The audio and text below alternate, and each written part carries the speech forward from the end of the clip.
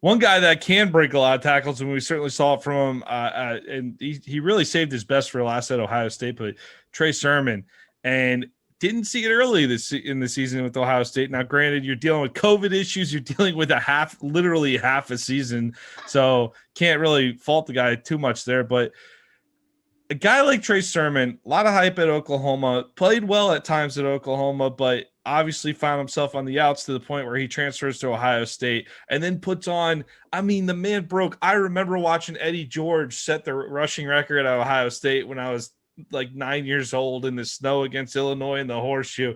And Trey Sermon goes out and breaks that rushing record in the Big Ten title game against Northwestern. He's jumping over guys. He's just spinning around people. He's insane. Great game against Clemson too. So how do you look at a guy like that with the and obviously I think his injury in the national title game was a significant thing that didn't get talked about a ton, but I think that was pretty significant for the Ohio State offense there. But how do you look at a guy like that who came on so strong toward the end of his career versus the other 85% that was kind of meh? Like, how do you analyze a guy like that? Because if it's a report card in school, the average probably isn't awesome, but the talent is certainly, you saw some jumping off the page in some big moments. It's tough. And I try to I write my eval and then I'll look at the stats of, okay, did I watch a game where maybe he was really unproductive or he was productive? But I always want to get the eval done first. So I'm not going in with if I turn on the tape for a game where he had 86 yards and say, oh, he had an average game, and then turn on the tape for a game where he ran for 250 or whatever. If I go in expecting that he's going to run for a ton of yards and that he's going to pop off, then I feel like I'm coming in with some bias. So I always try to get the eval done first.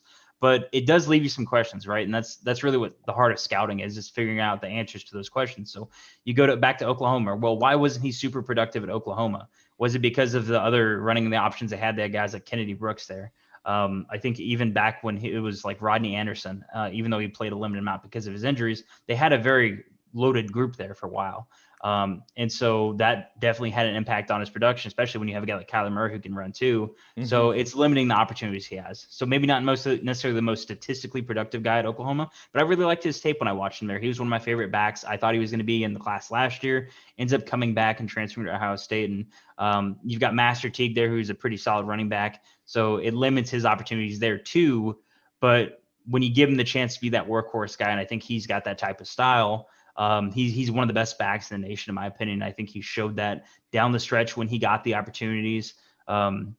You always got to wonder, was it an injury thing that made him less productive at Oklahoma? Was it just the group around him? What was it? But if you feel like you know the answer to that and you feel comfortable with the answer to that of, it was just they had a bunch of runners, or, he was hurt early on and then he got healthy. If you feel like you know the answer to that, then I don't think you should be afraid of a guy who had like a few really bad games statistically and then just goes wild out of nowhere. Because if he's the same type of runner where he went wild in one game, he could have done it in the other game. He just didn't either get the opportunities, didn't have the right situation set up for him. So you care more about the traits of the player than the overall production.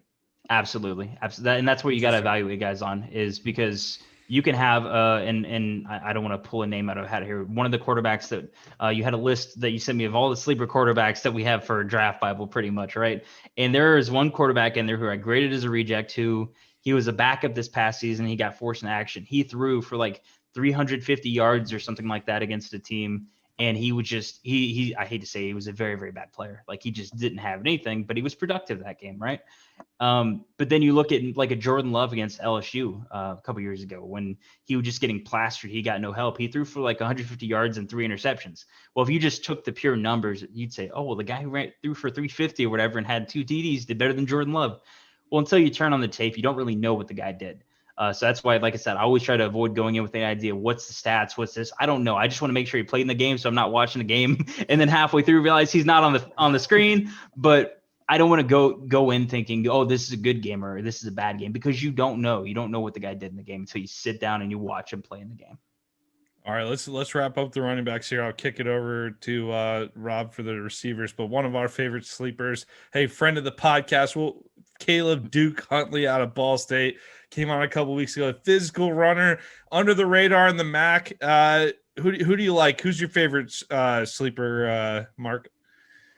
That's tough. There's I feel like there's a lot of depth in this running back class, but no guys that really stand out as like top of the line sleepers. One guy I will throw out here is Jared Dokes from Cincinnati, who I had graded as a possible low end starter, guy who he's had some medical issues in the past, but when you watch him run, he's got good size, plays behind his pads, he's able to create with contact balance. I think his burst through the hole is really surprising. He's not going to burn you going down the field, but if you ask him to just beat a linebacker in a foot race and really get to the second level, I think he can do it. So I think the tenacity that he runs with, the just get downhill and attack you mentality, I think he's going to find some success as long as he's healthy. It wouldn't surprise me if all the medicals clear with him that a team would be willing to say, yeah, we take him in the 5th or even the 4th, maybe.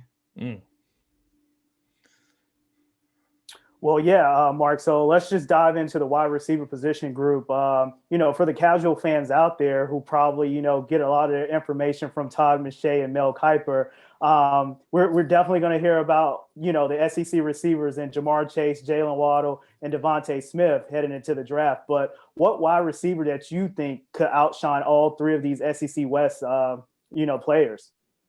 I'm going to go very off the radar here, and I'm going to go with 2 if that's all right. One's a little bit more known because he went to the Senior Bowl, and he's picked up some steam down the stretch. Dwayne Eskridge from Western Michigan. I know he's gotten a lot more love lately, but you're talking about a guy who played corner in 2019, played receiver in 2020, so he's bounced around between those 2 positions. But I think when you see the type of athlete he is, and it shows even on his corner tape because the click and close ability really flashed. His burst was something truly special to watch at corner.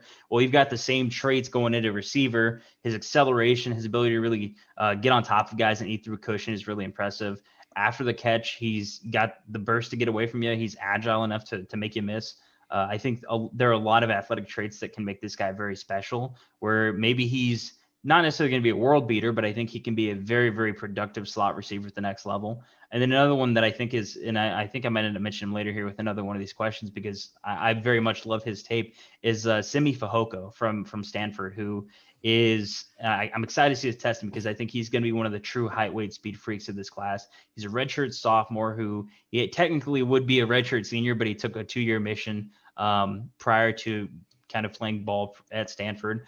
So a little bit of an older guy, but he's like 6'3", 230-ish, somewhere in that ballpark. I think he's going to run low full 4s. He kind of reminds me of Metcalf in a lot of ways. And I know that's a big comparison. That's a tall bar to clear. But I think in terms of his ability to threaten teams vertically, he's fluid in and out of his breaks.